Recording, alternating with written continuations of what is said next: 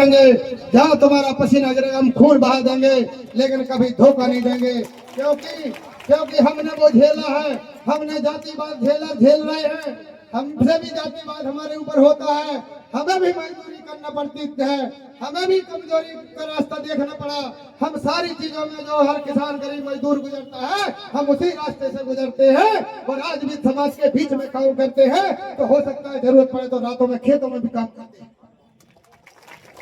इसलिए इस आंदोलन को मजबूत करने के लिए ये आप सभी लोगों की जिम्मेदारी है कि कह देना अपने अपने लोगों से कि सुनो भैया बहुत हो गई, अब हमें दूसरों के लिए काम नहीं करना है, खुद को करना है। देखिए दूसरे के खेत में काम करोगे 400 रुपया मिलेगा, खुद के खेत में काम करोगे तो कम से कम उसी काम में दिन भर के काम में तुम्हारा 1000 रुपए का काम जरूर होगा।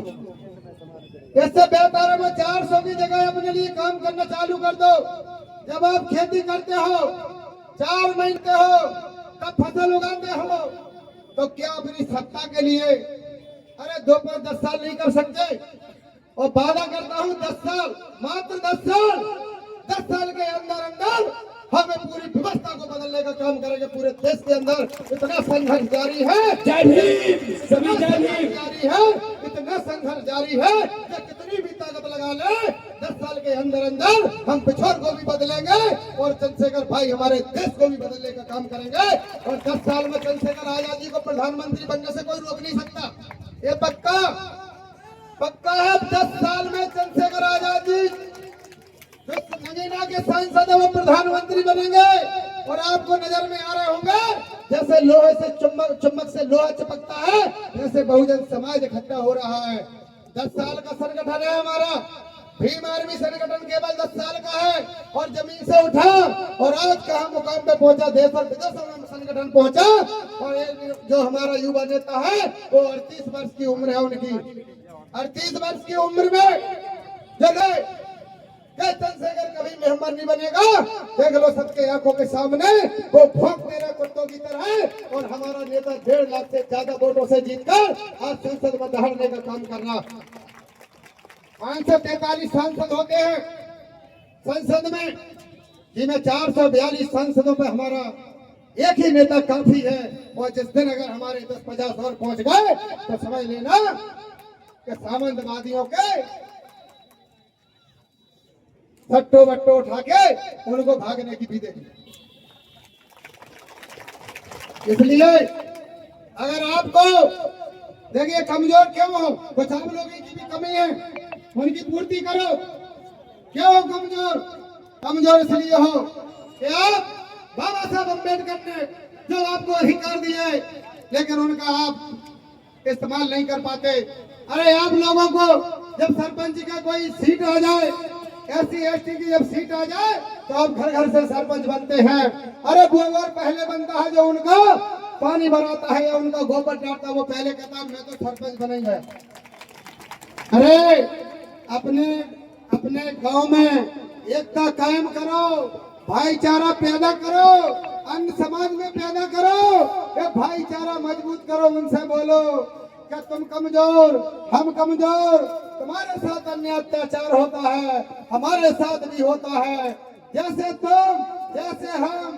तो क्यों ना पूंजीपति धन्ना सेठों को छोड़ दिए और अपने गरीब लोग इकट्ठे होकर अपना काम करने लग जाएंगे।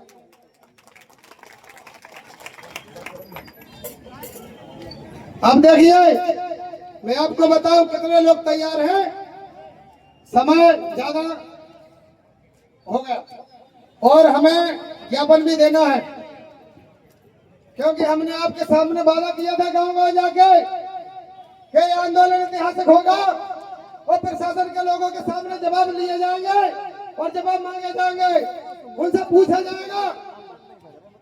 हमें SDM साहब को ज्ञापन देना, हम ज्ञापन तैयार करके लेके आए हैं और हमें उनसे पूछना है। पहले हमें ये पूछना है कि आप बताइए कि कानून देश संविधान से चलता है मनुस्मृति से, तब वो कहेंगे कि संविधान से।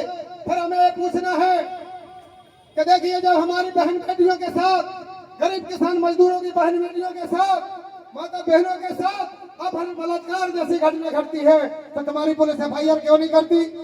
क्यों नहीं करती? इसका जवाब दो। जब देश संविधान से चलता है तो, और हमें यह भी पूछने की आवश्यकता है, जब गरीब किसान मजदूरों के साथ अन्य अत्याचार होता है, जब उन्हें प्रताड़ित किया जाता है और जब वो पुलिस के पास मदद मांगने जाते हैं तो तुम्हारी पुलिस FIR क्यों नहीं करती? क्यों मदद नहीं करती? हम कैसे माने के देश संविधान से चलता है? और जब वही सामंतवादी लोग, ताकतवर लोग, सत्ता में बैठे लोग, जब वो एक फोन लगा लेते हैं तो हमारे लोगों को झूठा मुकदमा लगा के तुम्हारी जेल, तुम्हारी पुलिस उनको मुकदमा लगा के जेल क्यों भेज देती है? ये सवाल करने की आवश्यकता है।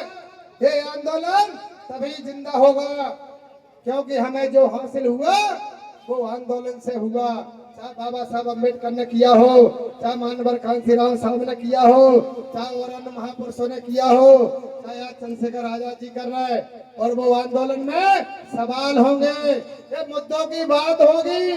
जब मुद्दों पे लड़ेंगे, अरे तभी तो किसी मुद्दे को हासिल कर पाएंगे। देखिए, हमें यह भी सवाल करने की आवश्यकता है कि अगर देश संविधान से चलता है, जब देश संविधान से चलता है तो हमें ये बताइए कि जो आबकारी विभाग के अधिकारी बैठे और जो 10-15 जो ठेकेदार हैं शराब के, जिनने 3000 से 3300 दुकानें हर गली मोहल्ला में खुलवाई, इनके लिए सरकार ने कानून बना दिया क्या? वो कहेंगे नहीं, तो कहेंगे तुमने परमिशन दे दिया।